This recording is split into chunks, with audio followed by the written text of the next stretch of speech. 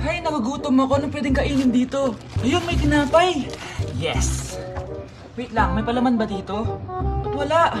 Nasaan ba yung palaman na yun? Nay! Yes, anak? Nasaan po yung margarine na binili nyo?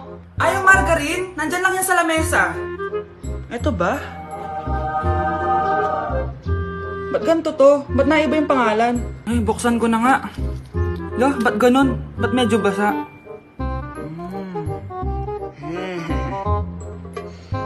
Ba't ganun? Amoy sabon? Baka bagong flavor lang. Nahanap na kaya ni Vince yung margarine? Wait lang nga. Nasaan na ba yung batang yun? Anak, nakita mo na ba yung margarine? Anak! Anak! Anak! Ano mangyari sa'yo? Ano naman kababuhan to?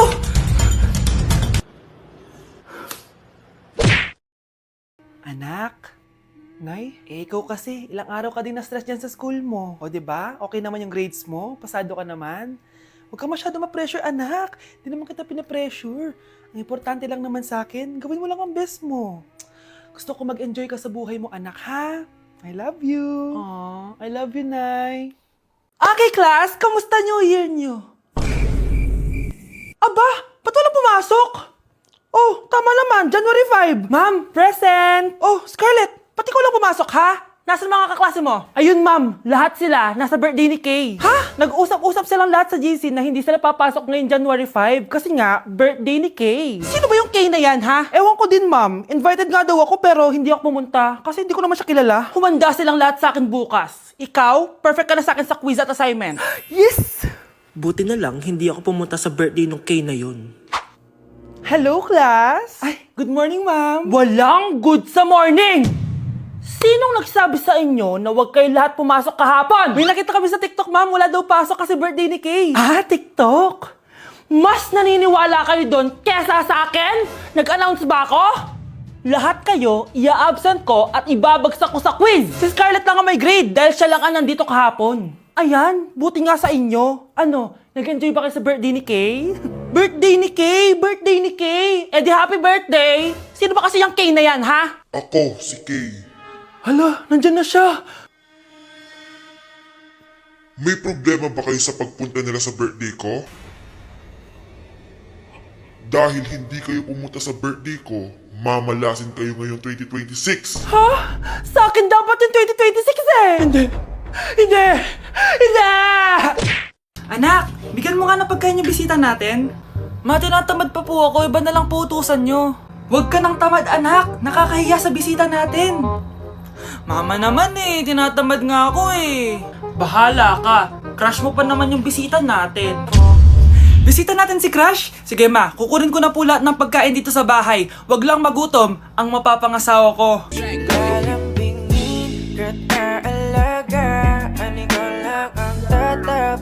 Anak, sigurado ka na bang itutuloy mo yung pagpunta mo sa ibang bansa? Huwag ka na malungkot, Nay. Kailangan ko magtrabaho doon para sa inyo ni Kyle. Ate, mamimiss ka namin. Basta anak ha, palagi kang mag-iingat doon. Kapag inaabuso ka nila, tawagan mo lang ako. Ano ka ba, Nay? Think positive lang tayo, ha? Sige na, baka malate pa ako sa flight ko. Bye-bye na, mamimiss ko kayo. Bye, anak. Nay, tumatawag si ate. Talaga? Hello, anak. Kamusta ka na? Nay, nakuha ko na sweldo ko. Nagpadala pala ako sa inyo, ha? Kumain kayo sa labas. Salamat sa binigay mo, anak, ha? Okay ka lang ba? Kapag may problema ka, tumawag ka lang, ha? Opo, Nay. Mababait yung mga amo ko. Huwag ka mag-alala. Nay, may pinadala si ate, oh. Nakamaleta pa. Surprise, Nay! Mga damit at sapatos yan para sa inyo. Siyempre, may chocolate din. Naku, anak, nag-abala ka pa. Pero salamat, ha? Sana inipon mo na lang yung pinanggas mo dito. Okay lang, Nay. Tinaasan nga nila yung sweldo ko kasi magaling daw ako maglinis ng bahay. Sige, anak. Galingan mo palalo, ha? Wow, ang daming laman! Bakit di sumasagot si Scarlett? Baka busy. Anak, tumawag na ba ate mo? Ilang araw na siyang di tumatawag ah. Nay, may tumatawag. Ay, salamat sa Diyos, tumawag na. Hello anak. Nay, may pinadala ulit sa ate. Ang bigat. Ano? Anong nawawala? Ano kaya naman nito? Hello? Hello?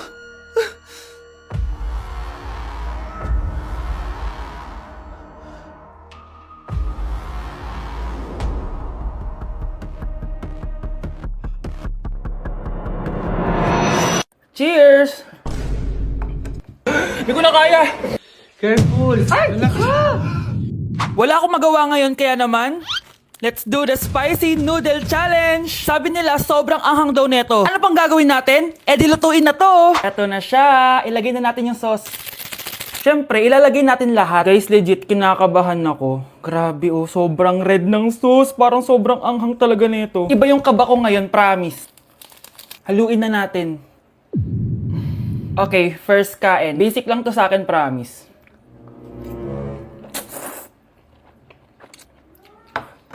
Parang wala lang. Napaka-basic. Parang level 1 lang siya. Wala siyang bahid ng kaanghangan. Guys, uubusin ko to para sa inyo.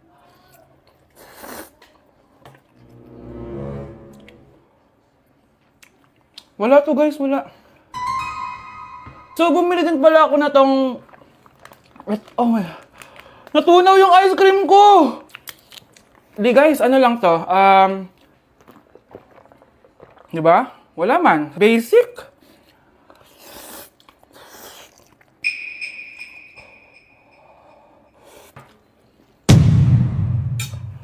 Wala naman. Grabe, ito na yung pinakamaanghang nyo. Wala to. Lalagyan ko pa ng hot sauce ha. Kasi wala siyang anghang. Cheers! Oh my God!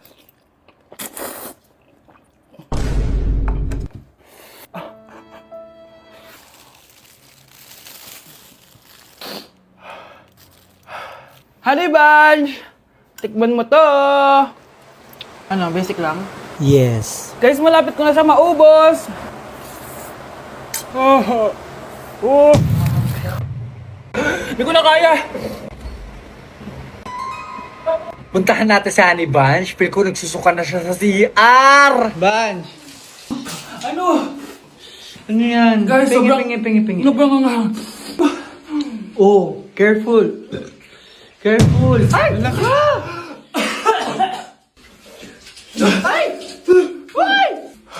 Next challenge tayo ng spicy. Ayoko na. Kakarating lang namin dito sa Vietnam at ano pa bang gagawin natin? Eh, titikim tayo ng convenience store food. Hello, umuulan. Tara na. Guys, hindi humihinto yung mga sasakyan dito kaya tatawid ka talaga. Update guys, buhay pa ako at hulaan nyo kung nasan ako. O diba, walang ganyan sa Pilipinas. First time namin dito sa Vietnam. Kaya naman excited ako kung ano ba meron dito sa convenience store nila. Kita nyo naman, ang dami din choices dito. Guys, may paanong manok dito oh. Check out natin to. Guys, parang asarap na tong Nutella banana oh. Guys, tignan nyo yung hotdog dito oh. Kinakain daw to ng hello kaya i-check out na natin to. Tignan nyo yung mga drinks nila dito, parang lalagyan na lang ng ice. Parang masarap to guys oh, itong kulay ube. Hala guys, may Vietnamese oh. Sarap! Check out ko din yan! Grabe, bakit ang mahal? 345,000? Tikman na natin! Una natin tong Nutella banana. Guys, tignan nyo. Masarap siya. Bilhin nyo to guys. 10 out of 10. Next natin tong Thai chili paste and chicken floss. Let's go. Medyo malansa siya guys. Ito yung nasa loob niya. Sarap. 10 out of 10 din to guys. So ito daw. Tignan natin. Puro laman. Oo nga. Sobrang sarap, walang eme. Sarap. Ano naman ito, pusa? Sorry. Oh, ay. Ala, sarap nito! Sarap niya!